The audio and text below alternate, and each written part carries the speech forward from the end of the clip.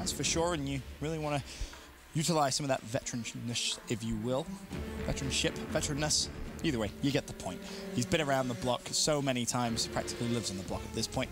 But Aches, of course, can he lead this squad to secure themselves at Stage 2 playoffs? Could be a very important first win here against the like of Epsilon, but technically by seed, we've already had one upset today. Wouldn't surprise me if potentially we get some more. But Gibraltar underway. Of course, it's going to be Epsilon, our yellow squad, EG, our blue squad. And EG already make their way over towards the hill. And Apathy wins the first fight, so Silly's going to get the early hill time. Yeah, and look, theoretically, this should be a nice warm-up game for Evil Geniuses, right? You're going up against a team and Epsilon who have yet to win a series here in Stage 2. So you should just come into this one, just play their game, play standard Call of Duty. Don't try to do anything special. If you play them straight up, you should walk away with a victory. You definitely should, but crazy things can happen. And again, it's important to reiterate, yes, Epsilon don't look great in terms of our current standings. Yes, overall, their place for Anaheim wasn't the best, but they have shown signs of improvement. You heard the guys from Red Reserve saying on Hot Mic as well, you know, they scrimmed them and they said, okay, you can visually see the improvement. And again, for the second time today, I'm casting a game where a player doesn't select 3 streaks. Saints did it like twice. Saints did it 4 maps in a row. Jeez. The only time he put his 5th streak on was Game 5, Search and Destroy.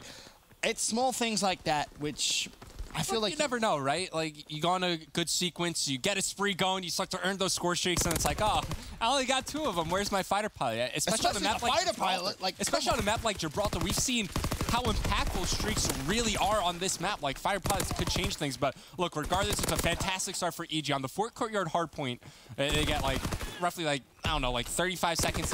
Epsilon don't touch the hardpoint a single time. They get spawns in their control, they put pressure over towards top bricks, they force Epsilon back, and Epsilon still have yet to touch the hardpoint for a single second.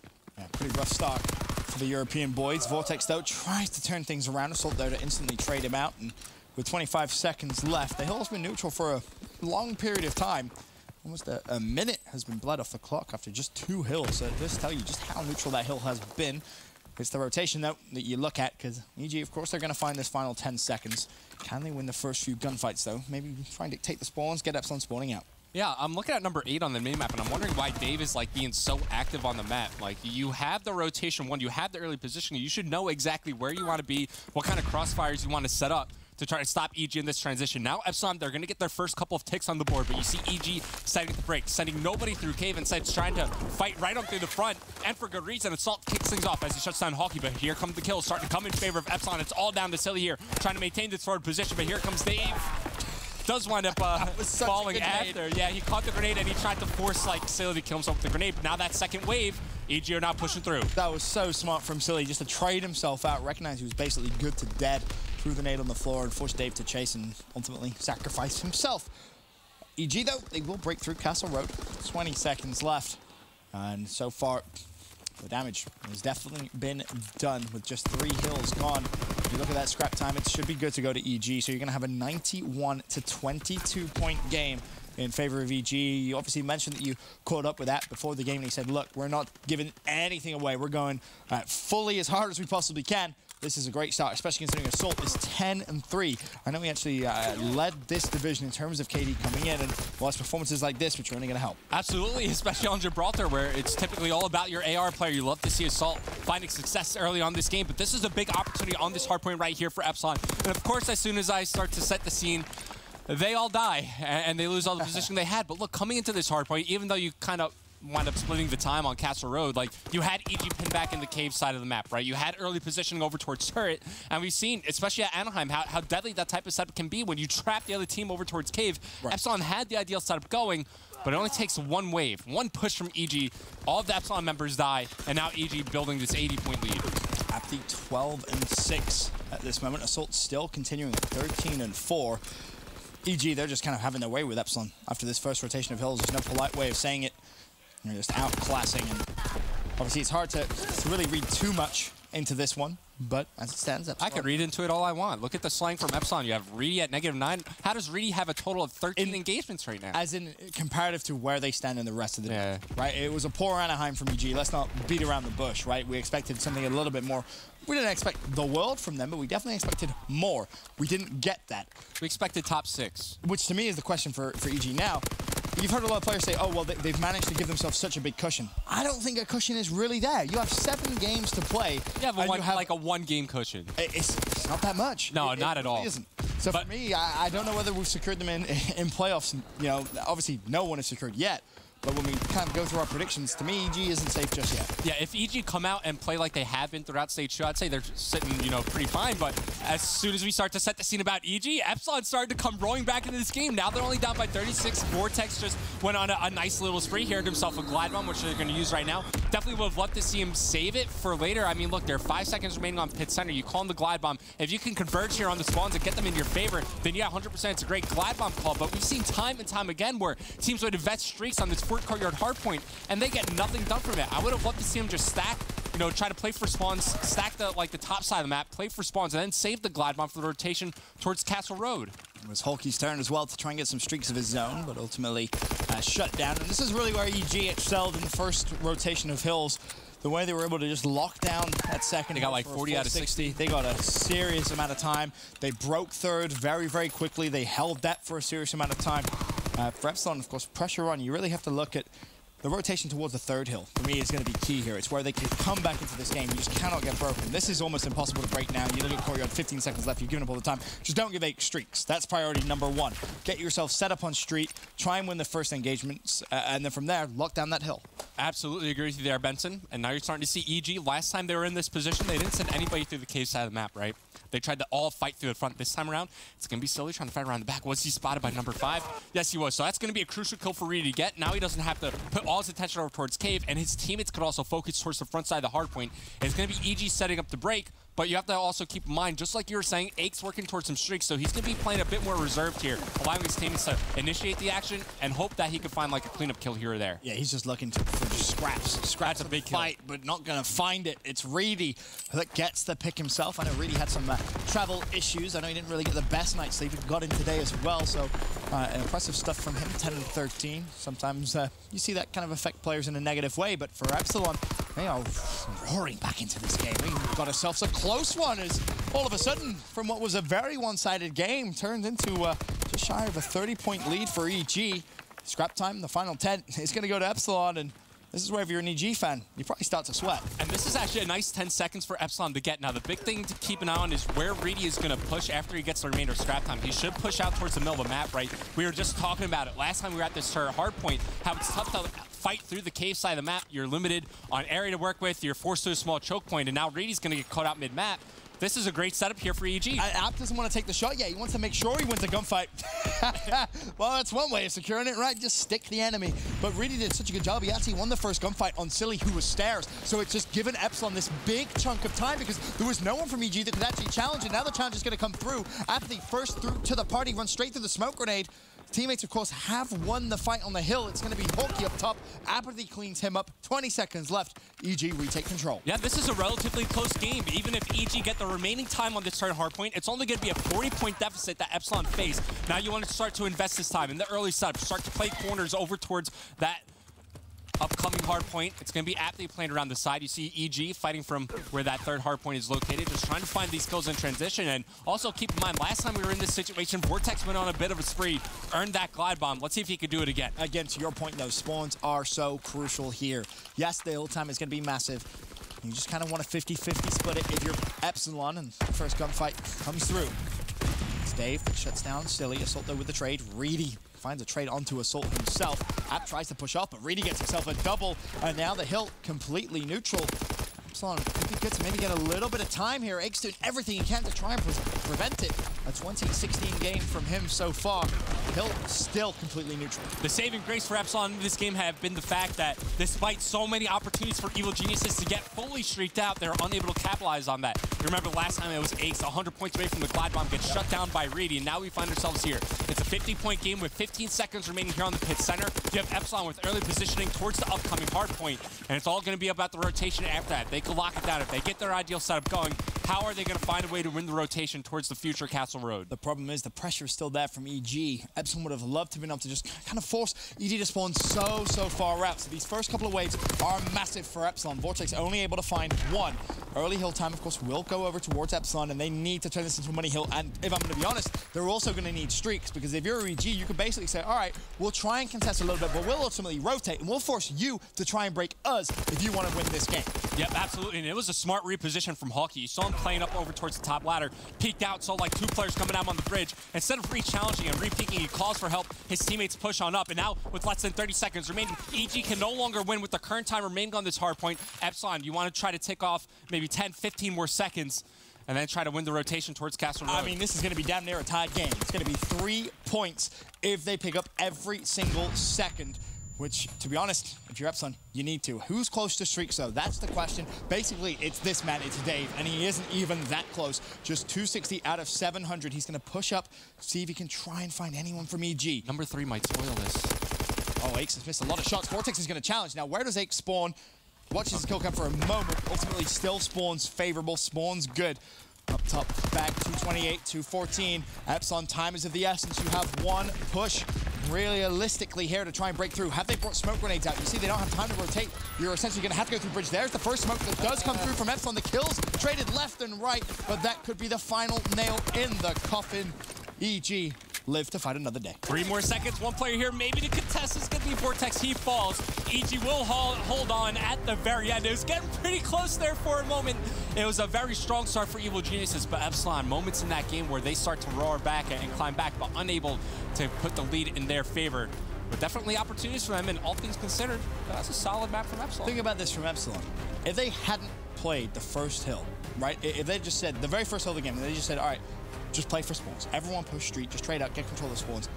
That kind of 50 points, which EG got in the second, which is basically what won them that game, probably would never have happened. It was just they were so slow at trying to control the spawns for the second hill that basically EG had such a big lead so early on in the game that Epsilon were always fighting from behind. But it is worth mentioning, it was a valiant effort from them. And another prime example of how close their maps are actually starting to become. I mean, what they go with Game 5 with LG, they lose to 10 in Mines, I think, which was again in the Game 5, and you look at some of the teams 10 in Mines beat 3-0, 3-0.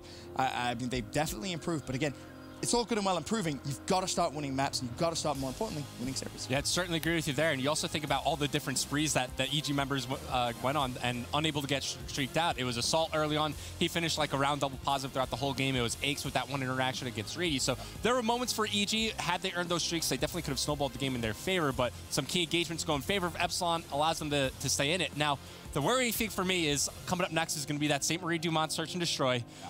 One of EG's best now. Obviously, they didn't play well in Search and Destroy at Anaheim. Now they're trying to turn things back around, but this is worrying for me because if Epsilon fall down 0-2, I don't think they have it in them to reverse sweep. Definitely an important map, that's for sure, for Epsilon. I know you mentioned you caught up with Apathy. Well, I know Jess, she caught up with Apathy as well before the game. Let's find out what he had to say. Thanks, Ben. That's right. I did catch up with Apathy, and I caught him actually just as he was coming off of a winning scrim, and he said, hey, we're feeling great. We just came off of a nice little warm-up, so he was definitely in good spirits. And he did say, as Ben and Revan have both mentioned, he did say that the one thing that they needed to work on, and that they have, in fact, been working on, is their Search and Destroy. So I'm really curious to see how the rest of this match is going to play out. So Ben and Revan, back over to you. Thank you very much, Jess. And kind of App, always in good spirits, always a great guy to talk to, and even him himself there says, yeah, you know, our Search and Destroy was so good, kind of took a turn for the worst. Now, what are we going to get from this EG squad? Because to your point, they go 2-0 up, probably series done and dusted. Tied 1-1, that's when it gets scary to me, and that's where I think, all right, maybe Epsilon can steal their first series. The one thing that I like about EG coming to this next matchup is like St. Marie Search and Destroy kind of forces those team fights to happen. You know, whichever bomb site you're going to go to, like you're going to force stack it and work off one another to attack the bomb sites. And I think pound for pound, EG matches up way better against Epsilon, right? They outweigh them there. So I think EG, as long as just play standard, play your game, you should walk away with the victory here as well. You should, of course, look at the rest of the series, and Arden Forest CTF, and Arden Forest Hardpoint, and if a Game 5 does occur, which at this point I just don't think anyone knows, London Docks Search and Destroy. But, you know, key for success is here for Epsilon. I think you have to look, this Search and Destroy is imperative. You have to win it. Yes, of course, EG were a great Search and Destroy team, but they just coming off of the back of an event where they didn't win a single one. So this is definitely the time to catch them when they're weak. You win Game 2, you try and win Game 3. For me, I think Hardpoint, there's something about EG I just expect them to be a little bit better. The way that they're able to outslay their opponents just so consistently. We mentioned Assault, of course, one of the highest KDs in the division. It's just tough to shut him down. Then maybe you can think about that Game 5, steal a series. But this map, too, to your point, Revan, it's a must-win for me if I'm an Epsilon fan. And now we were saying similar things in that previous series with Echo Fox and Red Reserve, right? We were on the desk, and I was chatting with Rich and Nameless, and we were like, well, if Red go up 2-0, can we see Echo Fox reverse sweep? And I'm pretty sure most of us said, no, not really. You know, just so much momentum behind them, and look what happened. Now, I'm not saying that Epsilon are in that same ballpark, but the opportunity is there. Let's see if they can make it work. It all starts here. St. Marie Dumont search and destroy. EG starting off on defense, Epsilon on offense. Let's get into the action. All right, well, as you said, round one, it is going to be Epsilon on the attack, and it seems as if they've already made their mind up. They're going to head over towards that B site early. You see the nades and smokes being used, and well, yeah, that's a great start for Assault, really. Throws out the sticky and gets himself a first double kill. And now it's Apathy coming around the flank. He finds the easiest kill of his life there onto Hockey. It's all down to Reedy. Easy 2 kills for Apathy as well as Assault, as that's one of the most straightforward rounds that you're going to see. It really all kicks off as Assault gets the opening 2 kills, and everything just falls apart for Epsilon after that. I'm also seeing Mountain being used by some of these Epsilon players here in round 1, so just trying to have silent footsteps, maybe if a clutch situation would arise, but I mean, it's also round 1. You're round 1, and you tried to flood into the B site. You're slow, right? You're slow. You're probably running Hunker, but great. You know, like, you're not really can't get to the site when the stun's being thrown at you. Yeah. Like, I don't know whether I'm a fan of that one straight off the bat. I mean, think about what we saw Red Reserve do earlier on. 2 airborne classes, just try and get control. We saw Echo Fox do the same thing. Airborne Hunker. If you're gonna kind of sacrifice your kind of ability to be stunned, at least try and get some control for it. All right, let's see some coordination here from Epsilon. The bomb's going to get planted. You see Silly also looking in the sky, right? He's waiting for grenades to be thrown his way. So common to do, but now it's going to be a quick flank. Reedy working alongside Hockey. You see number 1 and 2. Keep an eye on that on the top side of your mini-map. Vortex and Dave have to wait for something to happen on this flank, and Aix is reading this like a book. It's like a children's book. Oh, but Vortex finds 2 with 1 grenade. The tides have turned, and he's giving EG a taste of their own medicine. Aix falls after that. It's all down to Apathy versus Dave. A 1v1. Dave has position behind the bomb site, wins the 1v1. And it wasn't looking like it, but Epsilon walk away with the round victory. Double nades, apparently. Some Texans are good. Who would have thought? They are very good indeed, and a good retake. Aix, to your point, read the flank so well. Ultimately, though, the pressure just collapsing on the site. Dave with positioning, and it gives Epsilon their first search and destroy win. They tie things up at 1 apiece. As EG probably kicking themselves. Relatively free plant. They kind of read everything Epsilon's doing.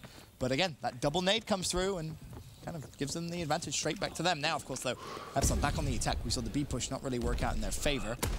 Airborne inconspicuous by Reedy with the sniper rifle. Aix, don't you ever peek him again. He'll make you pay time and time again. Advantage. Epsilon. Assault, though, instantly shuts down Dave. Still, though, 1-man advantage. It's a 3v2 in favor of Epsilon. Plus, he spots Silly inside top red. He's just waiting for him to peek out. What? All right. Reedy, take a breath. Give him the kill. Give him the kill. He subtexted himself, though, so you can see Reedy was kind of feeling it a little bit there. Maybe a little too much, but the quick scope hit marker through the wall. Reedy, just a fiend with that sniper rifle currently. 3 and 2. Of course, it's important now that EG actually do win, or sorry, Epsi do win this round. You've given your team the advantage.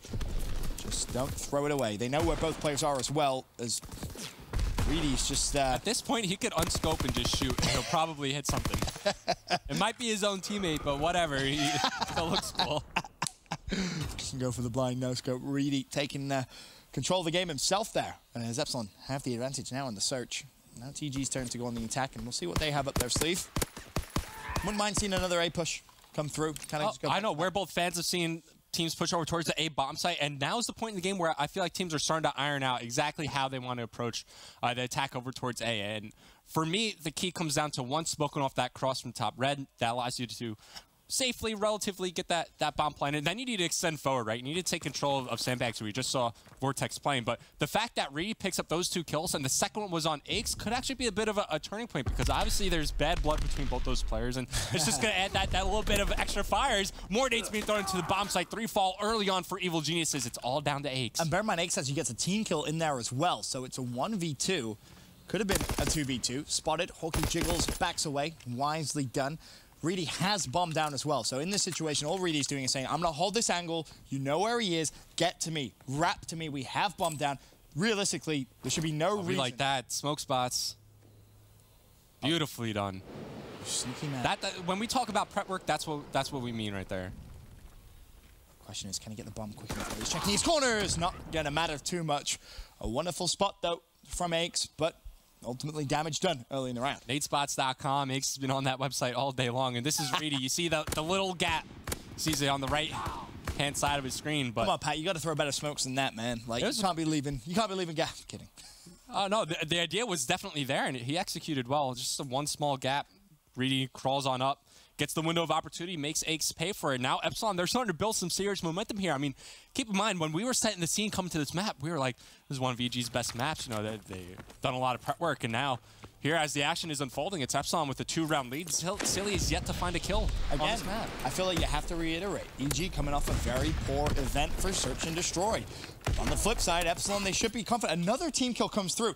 I mean, if you're going to give the opposition the advantage every round, no wonder you're not winning searches. It just simply can't happen. That's 2 rounds in a row. We've seen a team kill come through for EG. Now, they level it to a 3v3.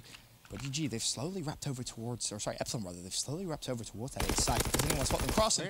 Well, when you cross without a smoke grenade, you're probably going to get shot, especially if you haven't cleared out top red. And now, how is Vortex going to get away? I mean, Reedy's watching the middle of the map, but his spot's not been given up. Apathy expecting the quick challenge after that. But Reedy might get pinched on in here. He's got Assault as well as Apathy to work with here. Vortex is now forced to back up, finds one. Can they converge on the second? They do. And now it's all down to Aches. It's a 1v2, but Epsilon have lost control of the bomb site. Aches will move on forward, finds the easy kill on the Vortex, and I think you stick it. You have to. You have to. It's the highest percentage play you have in this situation. Time's ticking. Does Reedy read it? Is Reedy going to go for the challenge? I don't think he's going to go. Time. Aches is going to get the defuse. Thank you very much, he says. Lovely round win from him. And you know what's going on in both those players' minds right there? Like I was highlighting, they have bad blood with one another. Reedy's 100% expecting Aches to ego challenge him, right? Looking to venture out on the map and find that kill, but Aches is like, you know what? He's probably thinking that I'm going to challenge him. I'm just going to go defuse the bomb. I'm more confused how Vortex actually got off the site. Yeah, no extra utility, and he somehow rotates over to Reedy to help Reedy out, and they force that 2v1 scenario. Ultimately, though, it is EG that come out on top. Aches with the veteran play just to hop on that bomb. He's still looking for his first kill here in the Search and Destroy. Hawkeye not doing too much better at 1 and 3. Reedy, though, unbelievably close to streaks. And I think that may have come into play as well when he's thinking about challenging Aches. Maybe he would have wanted to play it just a little bit more passively. He's been watching some Unilad gameplay, huh? Is it too soon? Had to go there. Is it too soon? Oh, dearie me. Ultimately, Reedy does fall, so no streaks left on the cards here for Epsilon. 2v3 retake on the A site. They've, of course, top red, but that's really... Okay, well... All right, well... You missed all your shots. It's hard to kill people when you don't aim at them. Yeah, it helps when you hit them with the bullets.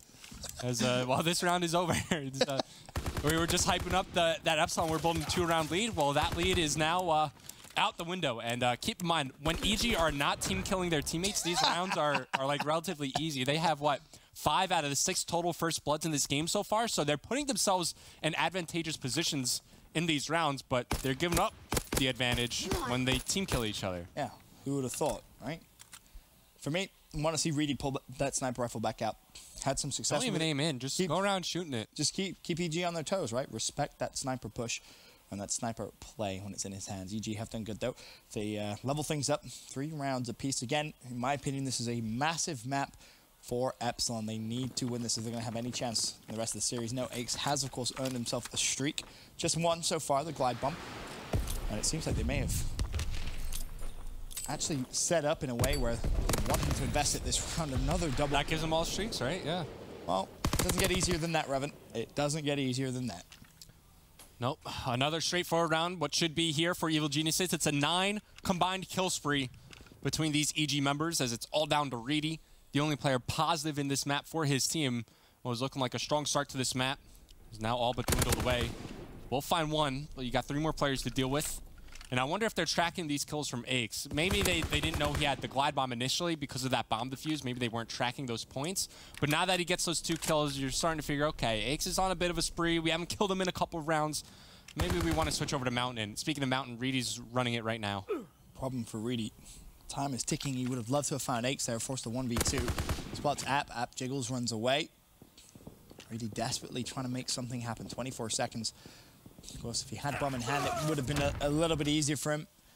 But was playing around a very well set up EG squad. They knew they had the bomb down. They had control of the map, and ultimately Assault can just roam around mid-street and try and find that pick, which he ultimately ends up getting.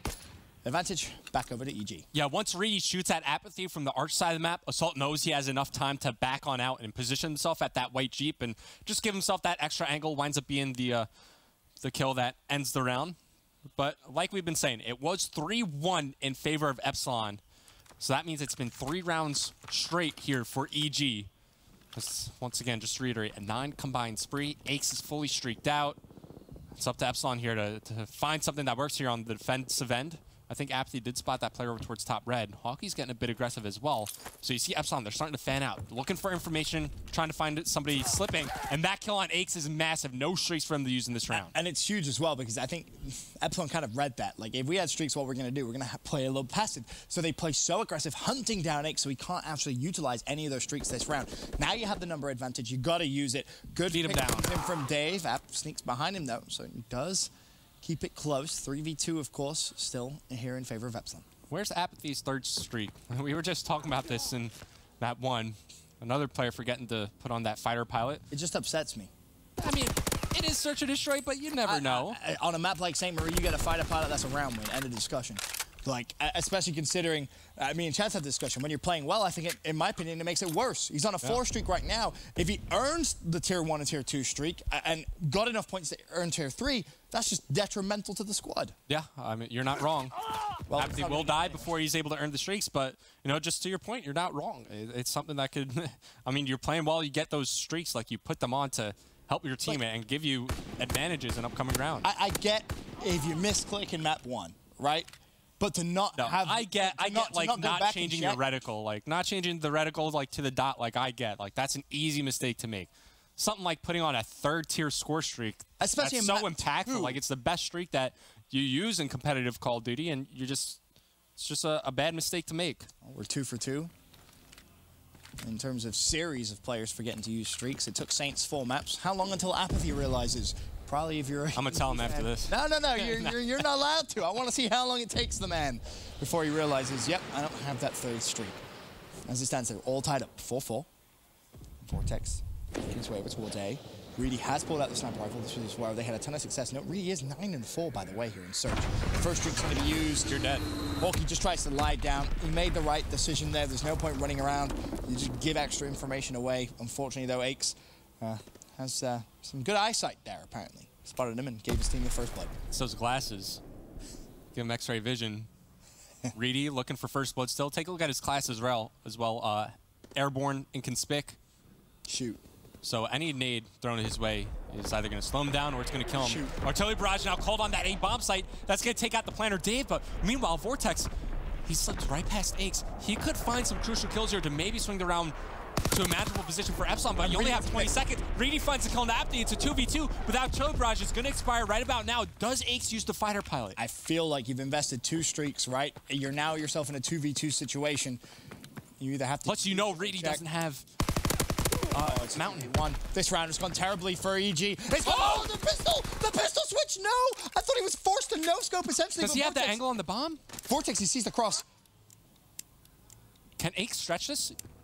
You know he's trying to fight from top red with the sub, but it's been such a quick reposition from Vortex. Aches is not reading this. Aches is not reading this. Vortex is coming right behind him, gets the opportunity, wins the 1v1 in a round where EG used 2 score streaks. What is going on? Bleed the clock, down to 20 seconds remaining. Vortex on the flank, Reedy with the sniper rifle. Granted, it could have been a lot easier had Reedy just kept his pistol out, but you got to make it exciting for Epsilon, and now you're on map point. Epsilon, just doing Epsilon type things there.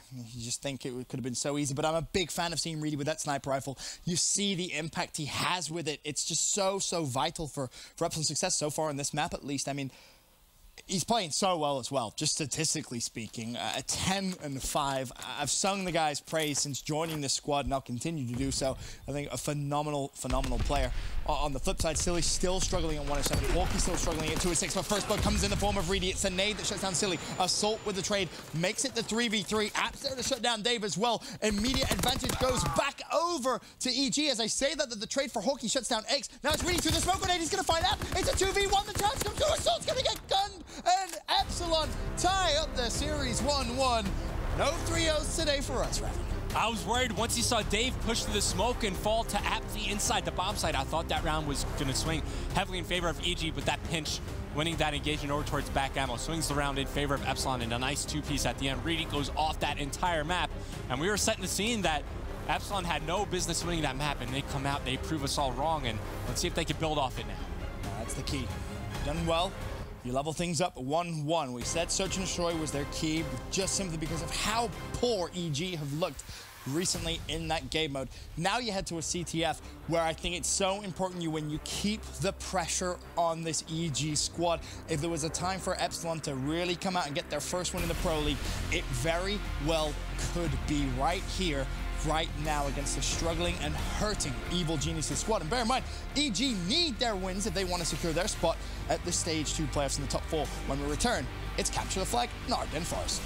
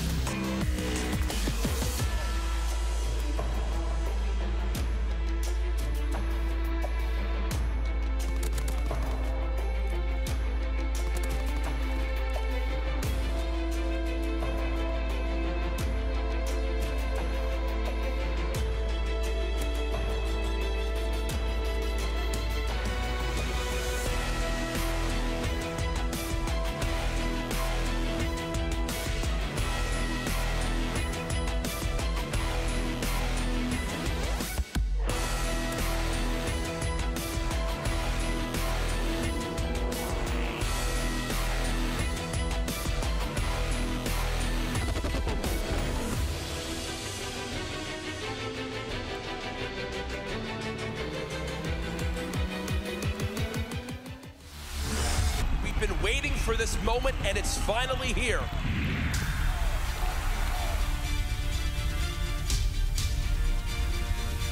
The Call of Duty World League Championship. Pushing back, they can't let them contest. 239, 239, 3 go down. They're taking it, and Christ is roaring. Attach comes back. Here's the gunfight. Attach is able to win it.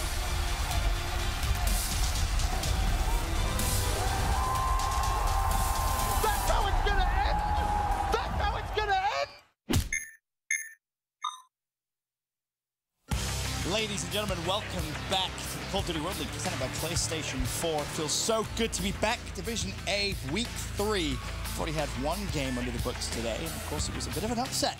Echo Fox 2-5 against Red Reserve. Now we find ourselves with Epsilon looking for their first win in the division against a pretty struggling EG, and we're all tied up at 1-1. Benson and Revan guiding you through the action of this series, and you know, an Arden Forest CTF now, Revan. I'll tell you what, if Epsilon take this is looking pretty spicy. Absolutely, and I hate doing this, but you think back to map 1, there were opportunities for Epsilon to maybe put the lead in their favor at moments throughout that game, but unable to capitalize at the end of the day. Close game regardless, and here we go. Over to the Forest for some CTF action. And to that point, I think it's so important to again reiterate the start of the game, how it started for Epsilon. 42-0. It was so bad, and if that just doesn't happen, that game is so much closer. Admittedly, yes, you can look at it and say, well, EG, they had a chance of getting streaks, they didn't capitalize on, etc., etc. But we'll let the analyst desk break that down. So far, already 30 seconds in, App's already pulled the flag, ultimately been shut down. However, now you can see the counter-aggression coming in here a little bit from Dave. There's only Aches alive on the flag. The Battle of the Strafe goes down, and ultimately it's Aches that wins it. Flag has been repicked up, and the two players there, Horky and Vortex, not on the same page, it feels like, because they've done absolutely nothing. As they know Aches is over to the left, and they essentially just were too stationary. You have to be aggressive in those situations, especially when your teammate goes for it. And App still only has 2 streaks on. Oh, yeah, one, I was about to point that out. I saw App in the bathroom. I didn't tell him, by the way, and he forgot to put on his 3rd streak yes again. 2, in that situation, look, especially when the other team has reinforcements that are quicker than yours, you have to go. Like, you can't afford to be stagnant on the map. And that's the 2nd team kill I've seen so far from Epsilon this map. You know, especially in a crucial situation where you're fighting out for map control. You're trying to maintain forward position and establish and maintain your presence out on the map. You can't afford just to give free kills to the other team like that. Now it's one less person forward up on the map. Assault knows that he's looking for Reedy somewhere who's just sitting up cozy in this cabin. As he's going to peek on out, he will be able to at least know where Assault's located. Does win that engagement, and now Epsilon, they have a decent spread out on the map. Let's see if they could get some offense going. That's the key. That transition from defense to offense. As so far, they've only found 1. They're just waiting a little bit for Dave to have a bit of influence on the current fight, or the fight that's about to go down at least. Of course, Hawkeye controlling up top. The stuns, the utility being thrown out. Sully close left. Dave jiggles, spots him. Should be a gunfight that he wins, but not going to happen. Throws out the nade now. However, Silly and App both finds win of their own. Assault gets 1. Reedy last man up, but Reedy's just been an absolute, just solid brick, really, for this Epsilon squad in terms of how well he's performed across the board. He's actually going to go for the flagpole as well. Ambitious. Is he going to get around the corner? Not going to happen. If he goes left, right, instead of right, and uses that little tank as cover, maybe there's a chance he gets home free with that flag. But as it stands, it's a defensive hold for EG, and now they're looking to translate that into some offense. As 3 go down for Epsilon, 1 player left to get past. It's going to be Reedy, who's come fresh off respawn. Aches knew it. Aches knew he was somewhere around that general area, just can't find the kill. So Reedy holds on for the time being. His teammates now coming up off respawn as they try to make a defensive hold of their own. We saw EG do it. Can Epsi do it themselves? So far, so good. Reedy with another win. Vortex on the flank over towards Bunker. He finds 1. And just like that, Epsilon can push out of their base. However, they are still down 1-0. Let's not forget EG with a very quick flag pull. It was really the first 30 seconds. App was able to pull it out and just managed to get it at least close towards the EG base before ultimately the cap goes through. It was App himself, ironically, after dying, ultimately put the flag back in himself. So overall, good stuff early from EG. Finally, though, Epsilon get a flag pull of their own. Aches on Spawn is reading the play very well. They've been able to shut it down, though, and the flag is pretty far here, Revan. Yep, so Epsilon, what they're looking to do is maintain control of the middle map, try to block off that extra line of sight that EG could get, but Apti wins a crucial 1v1 against Vortex. Now he has the Epsilon flag in his hands, and through Fire Alley, it's going to be Reedy just lying down, waiting for the opportunity to pounce. Unable to capitalize on it, though, as We're about to enter a stalemate situation. Keep an eye on number 4, Vortex. He's the first one pushed up here for Epsilon. Might find a window of opportunity, but no. He gets spotted and dealt with, so this stalemate will continue. And now you have to keep your eye on Reedy. He's could be potentially in a position to make a big play. Hawkeye only finds 1, falls. If you're Reedy, you almost have to go. The pressure's being applied on the other side of the map. I mean, no one's really going to push from that side. The cabin spawn should come through because that's exactly where the flag carrier is. You should really realize that and maybe try and be aggressive. And I think that may be the play now that Reedy does have as the pressure comes through over towards Dave and the flag. Hawkeye, of course, watching across. It's Aches there as Dave just scrambling towards his teammate's support. Needs to be careful, though, because mid is a little open. Yes, you do have Reedy there covering, but probably not from the greatest of angles. And this could be the play right here, Evan. Reedy coming around the back through ice. Apathy straight from behind the rock, just playing for information. Spots that he's under pressure. Vortex will pick up that kill. No return made just yet, though, so this stalemate will live on. And keep an eye on Dave. He's got progression towards streaks. He wants to stay alive in this position. Also not using Hunker, so any nade thrown his way, any lethal one at that, could find the kill and shut him down towards streaks, but should be seeing some extra stoppage time here, as it's going to be Aches pushing on forward here for EG. Nice shots there into Hawkeye. Drops through for Epsilon, and now he's going to be trying to push alongside Apathy, who's making his way through bunker. Nade's being tossed out. Remember, I pointed out Dave does not have Hunker on, so these subtexts, had they connected on Dave, could have killed him and taken him off streaks. Oh, that just goes straight through a smoke grenade. Reedy now last man up. Hawkeye comes up small and watches the cross, and I think Epsilon survive barely by the skin of the teeth. Assault, he's working halfway towards a glide bomb. Of course, he does have the flag. He's managed to put that right at the back of the map. 35 seconds left, and it looks as if any team was going to get the return, you'd favor EG just a little bit here unless someone sneaks through, but Silly watches his angles, watches the cuts, does not allow anyone from Epsilon to sneak through, and now you have one final push here for EG. Can they get the return? Nade's being tossed out.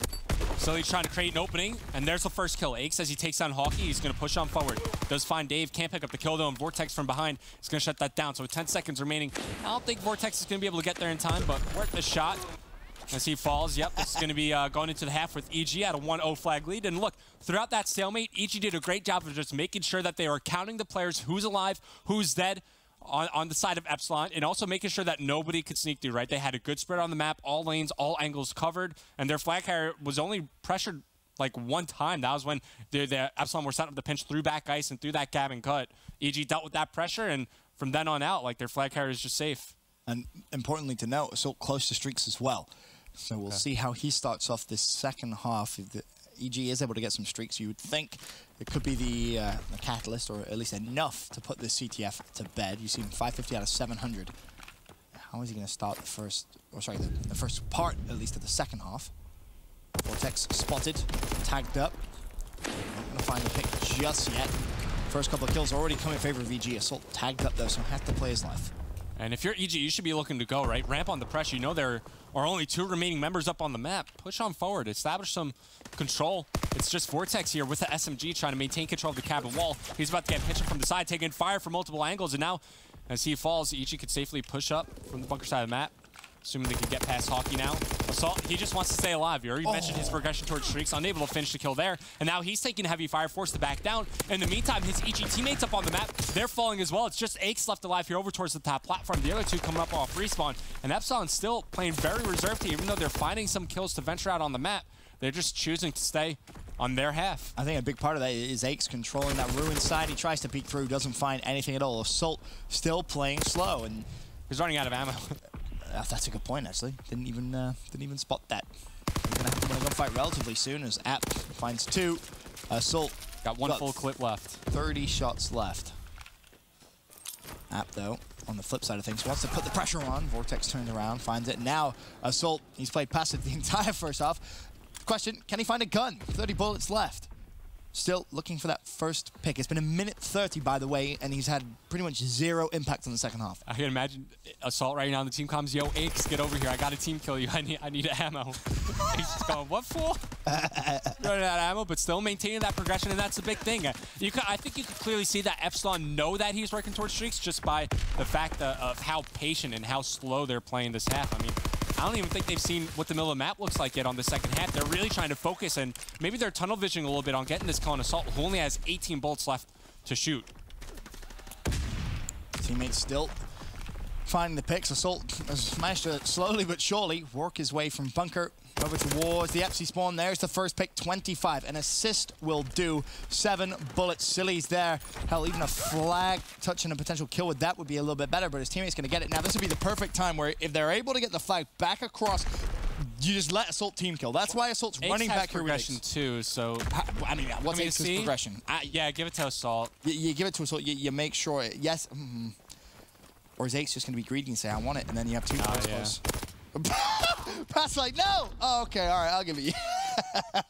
Imagine Pat just kind of keeps on running, taps the flag himself. Well, full streaks have been earned, and ironically, it was the kill on his teammate that gave it them. And luckily, he gets a little bit of extra ammo, but Assault played so passively for close to 2 minutes there. Essentially, had no effect. It was a 3v3, or sorry, 3v4 for the most part. But EG, they do secure the second flag. They have streaks, and honestly, this game might well be over now. I was about to say this is the perfect moment for EG to call in those streaks, but take a look at that. Everybody in Epsilon switching over to Mountain, but you knew all 4 of them were coming up off respawn, and that was a moment of opportunity there for Epsilon. After that team kill, you're fighting almost like 4-on-3 at the EG base, but you don't find a single kill after that. No offense getting done here by the side of Epsilon, and now their backs are truly up against the wall. You have a minute and a half remaining. You still have 2 streaks to use if you're Assault. Epsilon have to ramp up the pace here, and the thing is with them running Mountain, like they're gonna get slowed down by either the Semtex is thrown their way or the concussions connecting. So, you know, you pick your poison there. Either way, it's a long road ahead for Epsilon. I mean, at this point with a minute 20, you almost have to just put Mountain away, right? And you have to say we have to be aggressive. We just got to fly. We can't be too slow. As EG have just slowly but surely and kind of methodically put this game kind of out of Epsilon's reach. You kind of respect what they did there, just keeping Assault alive. And then just giving him the flag cap just to make sure that he does get those extra streaks. 57 seconds left. Looks to be like EG gonna go 2-1 up. And the thing is, EG were never pressured throughout this whole map, especially the second side. Like, count how many times Epsilon like pushed out of their base and saw what the middle of the map looked like. I can think of maybe 2 moments throughout this whole second half. And if you're EG, like you're pushing up on the map, and then you're like, okay, we've hit the halfway mark. We haven't seen a single thing. Either somebody's sneaking or these guys are turtling into the back of their base. So what's their motivation to actually push up and count more flags on the board? They had the lead. The pressure's on the Epsilon to make something happen here. Plus now you have streaks to work with if you're Assault. So if you're EG, the game plan is just to maintain map control, establish your presence up out on the map, and just suffocate Epsilon in the back of their base and keep them trapped. Play the contained game. Absolutely, and it works out perfectly here for EG. And to your point, Epsilon didn't even get a flag touch the entire second side. Considering you're down, you need to be the aggressive ones, and ultimately they're not able to make the magic happen here in Art and Forest. EG comfortably cruise through that capture the flag, and the scoreline doesn't really dictate comfortability, but it definitely was. As Appy's given Assault a good old fist bump across the stage, but will he remember that he needs to put on a fighter pilot? It has been 3 maps with no tier 3 streak. And if you're watching, do not tweet him, do not tell him. We want to see if he can pick it up on his own. Or at least have one of his 3. He has 3 teammates. Where's Coach Bevels? Like, you think about it, in Search and Destroy, if you die, you're probably going to flick through. You're telling me you hadn't realized? You didn't think of telling him? Especially when he was so close to earning them. Like, Ace is just watching, he's like, well, you got 2 streaks on, homie. Like, come on, as CTF as well, you have a respawn timer, you're probably going to see he only has 2 streaks. There's been times, as we said it took Saints basically game 5 to realize that he only had... That's Coach Bevels right there, just going up the app. Yo, bro, throw in a fighter pilot, please, and earn it in this next map. Just be ironic if even after that, he still didn't put it on. But as it stands, as we mentioned, it's 2-1 EG, 250-214 game 1, which was... could have potentially been a little closer. It was just a very good start from EG, a poor start from Epsilon. Game 2, a little bit different. Epsilon control 6-4, captured the flag. I mean, it was EG from really the start, the first 30 seconds that controlled that one. Now we stay Ardent Forest. We go over to another hard point where if Epsilon want to keep their chances alive of winning the first series here in the division, they have to win here in Ardent Forest hard point. Yep, and just some takeaways we can look at from that very first hard point. If you're Epsilon, one of your keys to victory is deny streaks from the side of EG, right? They did that so well throughout Map 1, despite opportunities from Assault, from Ace to get fully streaked out on that Gibraltar hard point. Epsilon found the crucial kills when they needed to the most, and they shut down those players from earning streaks. And 2, do not have a slow start. Just like you were highlighting, you know, when you start a hard point, you know, down like 50-0, you put yourself in a little bit of a hole, and you just feed momentum to the other side. Do not do that here. Try to find a way to, you know, split time on that first hard point. And also, we're going to be putting some pressure on the Hawkeye coming to this one. We've seen how important your assault rifle player is on hard point for Ardennes Forest. He's got to find a way to shut down assault. Post up in those power positions, soak up a lot of time inside the hard point, and establish map control for your team. That's your job here as your main AR. And it is important to know that's not an easy job. Sometimes easier said than done. Everyone in the league has struggled at shutting down assault. I think he came in today at what, 1.47 or something. Something ridiculous. I can't remember exactly what it was, but it was a very, very high KD. I believe him and Hook looking fantastic in numbers, but numbers don't always tell the final story. As it stands, you do have the lead 2-1, but I said at the beginning, I just have a feeling, man. I don't know what it is. I remember. Epsilon, I called it in division, or well, stage 1 rather, when they were kind of winless. I kind of got it right when I figured they were going to get their first win. I don't think it's going to be this one, but I do think it might go the distance. They've shown such good signs of improvement. I think it's important to stress. Hey, maybe Dave was right around Champs time. Imagine that, Epsilon top 8 at Champs. Place your bets now, people. Place them now. Anything is possible. Epsilon certainly have it in them. It's just a matter if they can show up and execute on it. But here you go, map number 4 between Epsilon and EG. EG looking to close things out. On this one, Epsilon looking to force the game 5. And he has a 3rd streak. Congratulations, Zap. It took you one less map than Saints. Good job, bud. Good job. Early on, it's going to be EG. Get over towards Cave first and foremost. However, the trades come immediately through. Vortex finds himself a double. Wants to push out the spawn. There's going to be 3 players from EG there. Back up. Actually stays alive momentarily and did force the team kill to come through there as well. So a nice little push from Vortex there. Again, would have been fantastic if he was able to stay alive. But early time now going in favor of Epsilon, but the rain of nades coming down onto Reedy. Just tries to jump off the hill. We could maybe juggle this back, finding himself an extra 100 points or so. Nice. Good shots coming in from Reedy now. Halfway towards the glide bomb. Juggles again. Love it. Love it, Reedy. 490 out of 700. Still not controlling the back bunker spawns. You see it was Dave that tried to push through mid-map. Didn't really get anything. Aix now challenges, and Aix, well, you don't want to challenge an informed Reedy, that's for sure. Only his 2nd kill, and now I believe just 1 kill in the hill away from running that first streak. Absolutely, and you'd love to see Reedy just rotate back out, go towards your teammates who are coming up off respawn, have them bait for you over towards the hard point. 1 more kill, you at least have a glide bomb to work with. Let's see what Reedy decides to do. All eyes on him now, pushing out through the middle of the map, Apathy taking cover inside the ditch there. Does get stunned up. Oh, no. That's a big kill for Apathy to get, and I thought Reedy had that one in the bag. Yeah, it looked that way, but App somehow finds a way to win the gunfight. And now it's Aix inside the hill for EG. Silly is trying to assist from mid-map, and the spawns have flipped. Epsilon lose control of them for now. Still 30 seconds left of Ruins as Aix finds the angle, and Vortex has him one-shot. Silly cleans that up. Aix just backing away, try and find a line of sight. Expected the nades to come. The nades did, in fact, come through. Still, though, and is EG with a favorable spawn for bunker. I remember one of my keys to victory here for Epsilon. Deny streaks from the side of EG. This is an opportunity for them to do exactly that, as Assault now finds themselves 75 points away from earning the glide bomb. New capture points coming up over towards bunker, so you're going to see him rotate back on out. Swap positions over with Silly, but you also see where Epsilon are positioned up on the map. They're fighting through the cabin side, so at least 1 streak will be earned by Assault, but Aix here from Fire Alley with the cutoff. Yeah, he's going to have that entire cross. Smokes, expect to see them come out here. For the likes of Epsilon, they need to try and break from the front, especially after Dave falls mid-map. Of course, we still do have that glide bomb that if Assault wanted to invest, he could. After the cut from Fire just flies straight at him, the support of Aix there, the double comes through. And EG, it started off relatively close. Well, they've blown this game completely out. I mean, where's the assault rifle from Epsilon? You have Hawkeye at 1-8. Compare that to Assault, who's at 7-2 with streaks. It's day and night now. Complete 2 differences between both these teams. As Epsilon, once again, just like in the CTF, they're pinned back towards their side of the map. It's so tough for them to close the gap between them and the opposing players. Reedy's doing a solid job as that second AR, but when you have Hawkeye, he is your main guy. He's your main AR player at 1-10 with 0 seconds inside the hard point. Something is wrong. I want to see what is going wrong for the like of Hawkeye and see if it maybe what positioning, is it just his shot?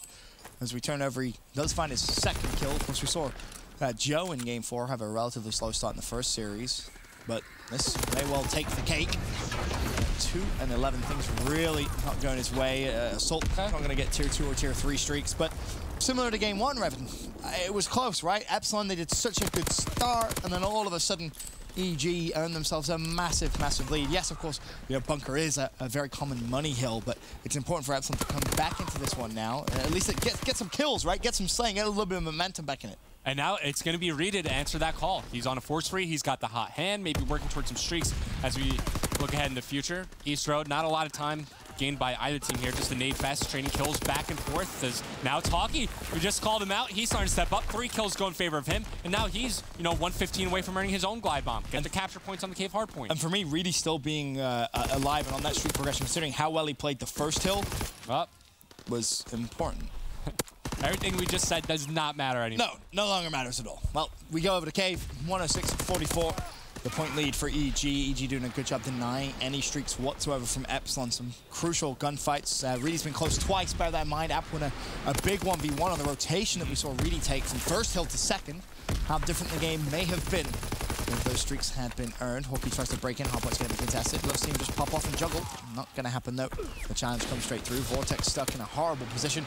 Silly's going to make him pay. EG starting to really cruise away with this one. Silly just in a kill away from streaks of his own. Yeah, I'm not sure who it was that baited for Silly right there in the hardpoint. That was a really heads-up play from EG. You see Silly on a 5-3, but before that, he was on like 3, and then his teammate baits into the hardpoint. They trade out the kill into Hockey. He gets the capture points as well. Silly now dangerously close against some streaks, and if he's able to earn that, I see this game completely snowballing in favor of EG. They already have a 100-point lead.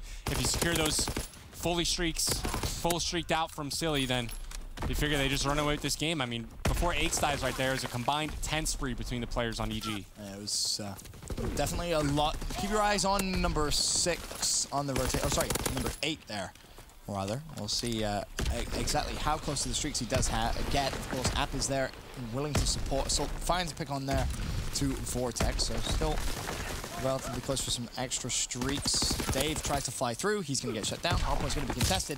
Over a 100-point lead now, Revan. This is getting pretty ugly. Yeah, absolutely. And if you're Epsilon, I mean, Hockey starts the game out like 1-10. Now he almost has just as many kills as both Reedy and Vortex. And speaking of Reedy, how is he 10-10?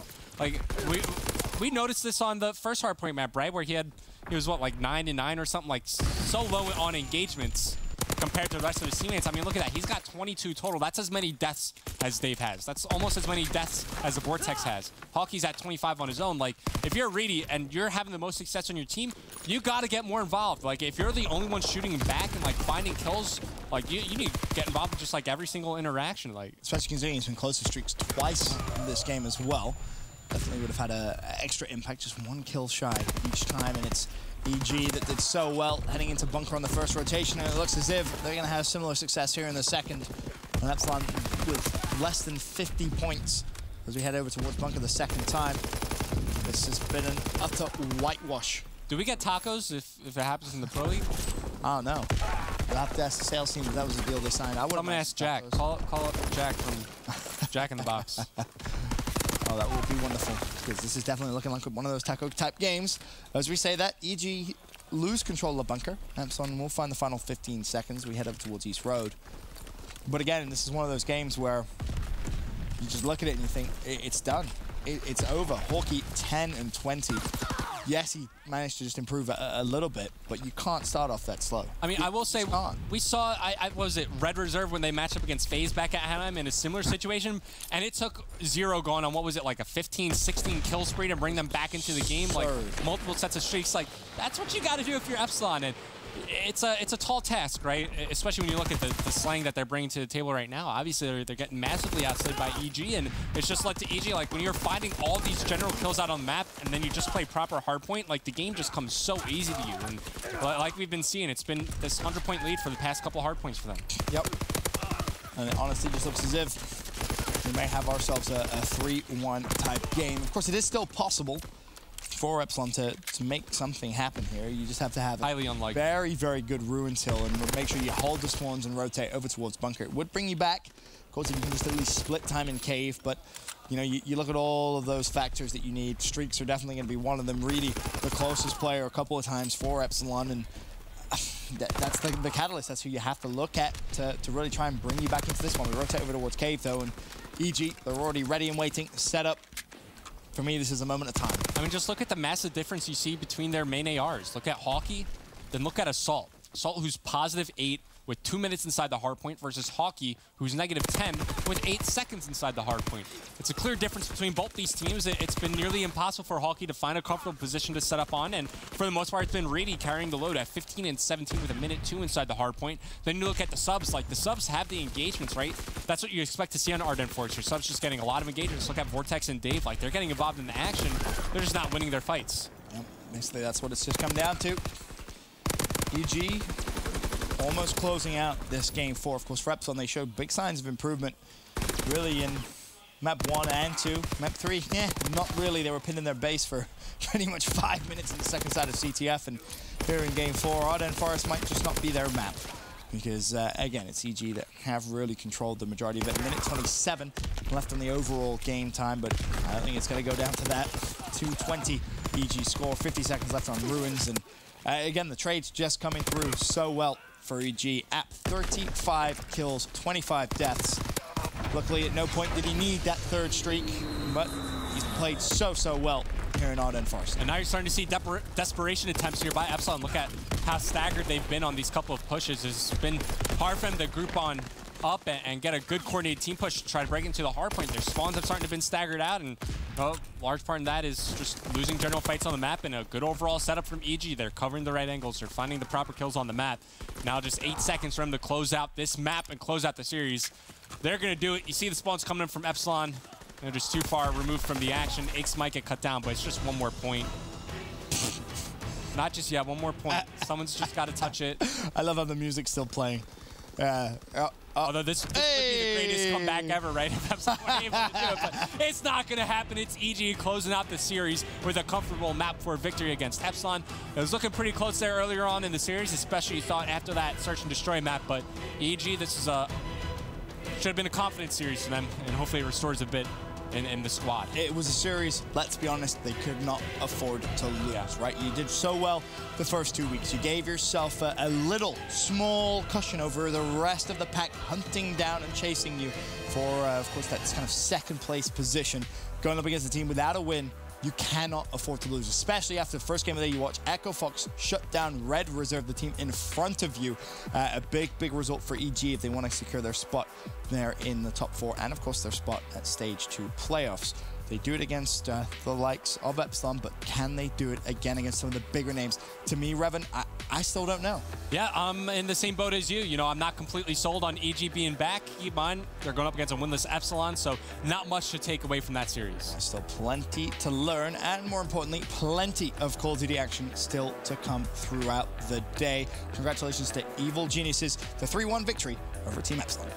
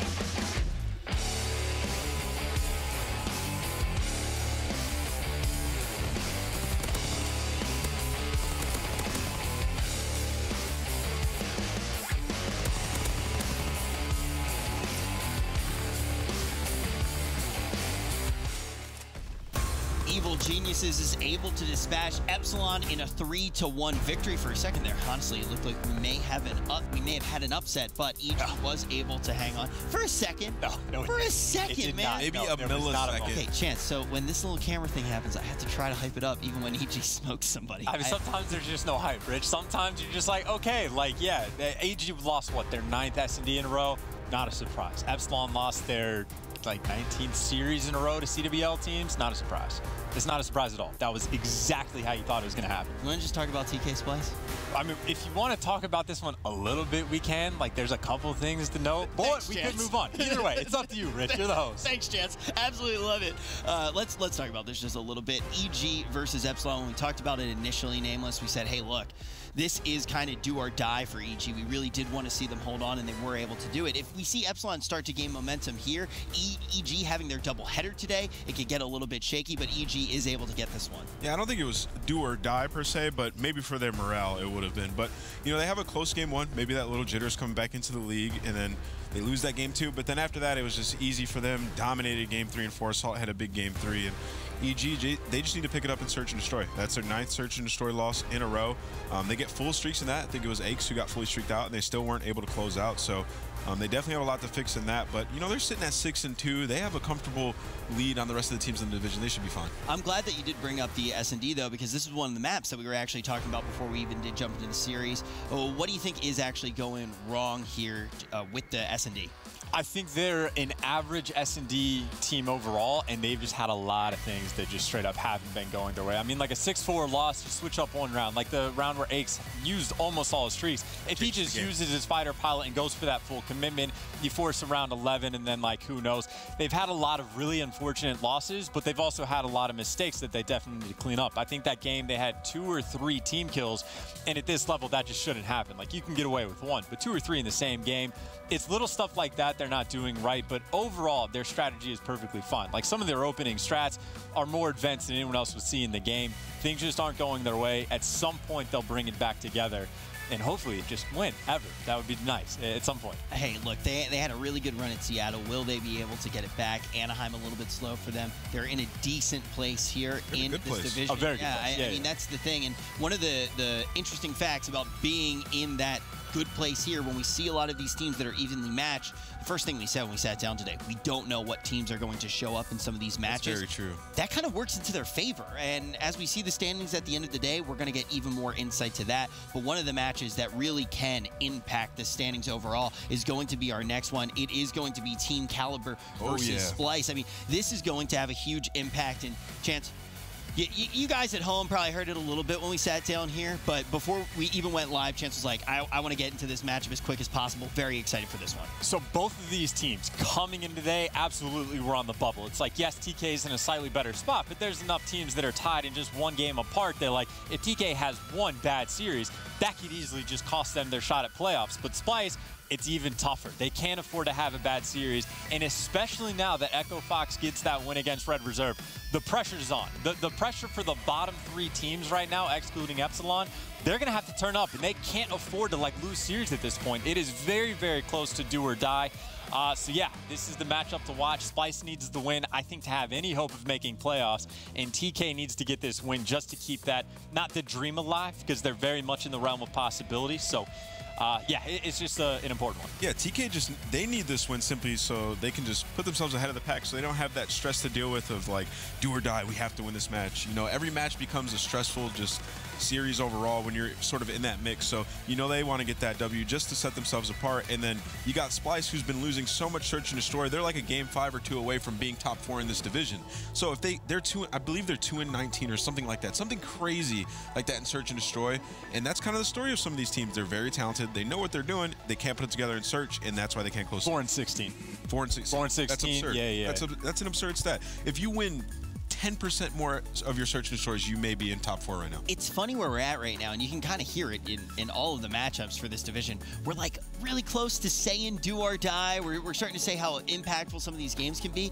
A large portion for that is going to be because when we do look at the scope, we look at the landscape of the division, it's because how large that bubble is. We don't know which game it's going to be to really set things off. 3 to 7. It's a Jenga tower right now. It really is. And honestly, any one of these matches can just be the catalyst that can really set this entire thing off, and we'll start to see which teams do pull ahead. So that is one of the reasons this one's exciting. Let's talk about these two teams, what we saw out of them in Anaheim. I mean, overall for Splice, even heading into Anaheim, I think Splice has just had a weird year. It's been a weird season. They're up and down. It's like they either have like a miserable top 12, top 16 kind of performance, or they get second. So like it really just depends. Consistent. Yeah, and Nameless kind of hit the nail on the head recently for Splice. Absolutely, it's been their S&D that's been the key. He said it perfectly. They're a couple game 5s away from being top 4 in the division, from getting that top 8, top 6, maybe even like a top 4 placing, but they definitely have their work cut out for them, right? Because this division, it's just daunting. Like every single matchup, again, outside of Epsilon, is incredibly difficult, and even Epsilon is going to upset someone at some point. So it's just a daunting division. You can't afford to go down. You can't afford to lose game 5s. And we're not like technically at the back against the wall situation now for any of these teams, but we're damn near close. From a player perspective, absolutely. I would feel like my back's against the wall. It doesn't look like it from the standings, but for me, in this situation, your back is against the wall because you don't want to have to rely on the last few matches to make it into the league, because it doesn't always go your way. So absolutely, these teams are playing with, you know, all the heart in the world. This is one of the last two. This is the second to last tournament you have. Yeah. And you want to perform here. So these are intense matches where they're putting everything on the line, and Splice needs to turn up if they want to get top 4. It's early, so you don't expect it to be back against the wall scenario, but just with what we saw to kick off this division, it does make these matches kind of go a little bit further, have a little bit more impact than we typically do expect, and that's going to be because of how even this division ultimately is. We talked about Splice a little bit. Inconsistency going to be a word that needs to be in your mind with this squad. Will they be able to come out and play well? Will they be that Splice that we've seen on the upper end of their performance, or will they be that Splice that has left a lot for question, I guess? We'll have to see when we jump in, but TK, what is the story with this team? God. Well, recently, I'll just go with Anaheim. Incredibly disappointing. I think Enable and Pharaoh massively need to pick their game up. I think Accuracy even needs to step it up just a little bit. Like his S&D, for example, was not too great at Anaheim at all. And I think Kenny has been frying. Like the way he played at Anaheim, if they had a better placing, I would have said he is with John as like the best sub in the game at this current moment. But it's just the full team just not there. They're simply not there. Kenny's literally not there right now. They were around 11 away from being in such a better position at Anaheim. They were around 11 away from being in a great position, and then they lose that round 11 on Valkyrie, and then, you know, their tournament just it goes south after that. So that's kind of the story of this team. You know, if they're able to clutch up, they can go very far. They're kind of a team that's been built on that foundation from the beginning of the season. So I expect TK, I think they're a very good team. They have the talent to beat anybody here. It's just a matter of fact if they can just put it together on the right day. And they were strange to watch. I casted over them playing against LG, where if they get that win against Luminosity, they're guaranteed top 2 in pool, make it out to winner's bracket. And it was one of the weirdest series I've ever watched or casted in general. Like, Accuracy had Force like back-to-back in like 3 maps in a row, went like triple or quad negative. And I've never seen that poor of a performance. Mind-blowing. It was insane. And then it's not like anyone else kind of picked up the slack where like it fell off from him. Like, again, Pharaoh obviously has his work cut out for him. Like, if he's not even performing in S&D, that's just a huge issue. So he's got to pick it up at least in games 2 and 5, if not the respawns as well. And Enable, I just, at this point, I think he's got like a huge target on his back. They're just that team that is teetering on the edge of being like a great team and an average team. Like, you don't know where to put them. They're kind of in that gray area in between. And I'm excited to see them play this week, just so I can kind of gauge of where they're going to be going into the end of this year. It's the zeitgeist of the division. It's teams that are almost phenomenal and almost terrible. And TK like embodies it. Exactly. Like they are this division. Like, if you look at one team that is the most Division A out of all the teams in Division A, I think it is them. And I think it was actually in Hot Mic, you said it was weird to cast over. It was one of the weirdest series that you casted. I said that like 20 seconds ago. No. I just said that. Well, no, that's what I was about to say. In Hot Mic, we heard the same exact thing come out. That was how they were described. They said, it's just weird. Like, we don't know what to expect. And that was coming from the words of Red Reserve and Clint. You don't have to listen to him. You can trust Red Reserve a little bit more than Clint. But the thing is we don't know what to expect. This team could come out right now and just absolutely smoke Splice. Well, the same thing can be said for Splice, though. Like, again, Splice has a couple, like, second-place finishes, so it really just who shows up towards the end of the year. That's all it is. Who turns up in these final couple weeks for playoffs, for champs, they'll be the team that comes away with the glory. Exactly, folks. You don't want to go anywhere. We're going to jump to a quick break. When we return, we are going to be watching a series that could really go either way. It is going to be Splice